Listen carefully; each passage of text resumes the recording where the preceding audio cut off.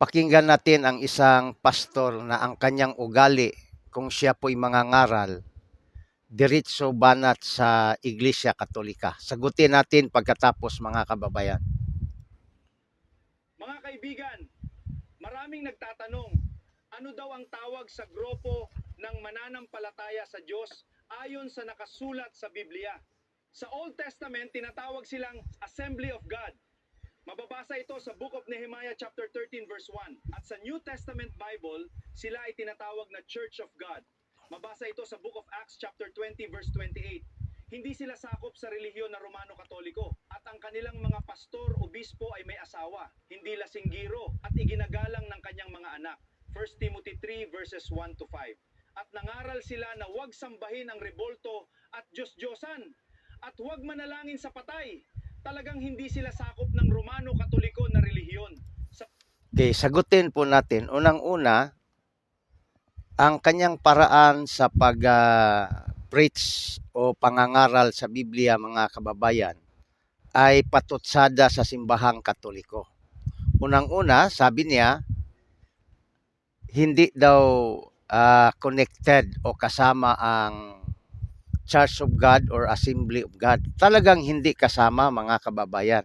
Sapagkat kung titingnan mo sa kasaysayan, ang simbahang Church of God ay tinatag lamang na noong 1886 ni Richard Green doon sa Cleveland, Tennessee. So hindi sila ang totoong simbahan. Bakit? Ibig bang sabihin ang tinayo ni Kristo 18th century lang? Mali. Si Kristo po ayon sa Biblia ay nagtayo ng kanyang iglesia 33 AD sa kanyang edad. Si Kristo po nangaral 30 at kasama ng mga apostoles 3 years. So total 33 years nagtayo siya ng iglesia o simbahan nang hindi pa siya bumalik sa langit. Pangalawa, ang Assembly of God 1914 lang na itatag.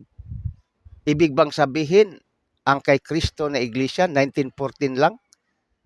At itong Assembly of God, maraming nagatayo, maraming kasamang nagtayo, mga pastors. Kaya mga kababayan, ito ang kanilang tera na ang Katoliko ay masama, ang Katoliko ay lasinggero, pero hindi nila mapatunayan na ang Katoliko ay tatag lang ng tao. Marami nang nag-attempt.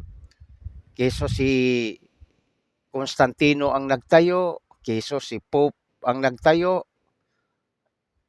Marami na po, pero ayon sa kasaysayan, titingnan din natin ang kasaysayan ng Catholic Church. Sa International Encyclopedia, Volume 15, page 520, si Kristo po ang nagtayo nito. Kaya kung titingnan nyo, alin ang tinayo ni Kristo, titingnan nyo ang history. Kailan tinayo, sinong nagtayo, saang lugar itinayo, upang mabisto ninyo ang kapalpakan ng pastor katulad nito na gusto lang maninira sa simbahang Katoliko. Marami pong salamat at magandang araw sa atin lahat.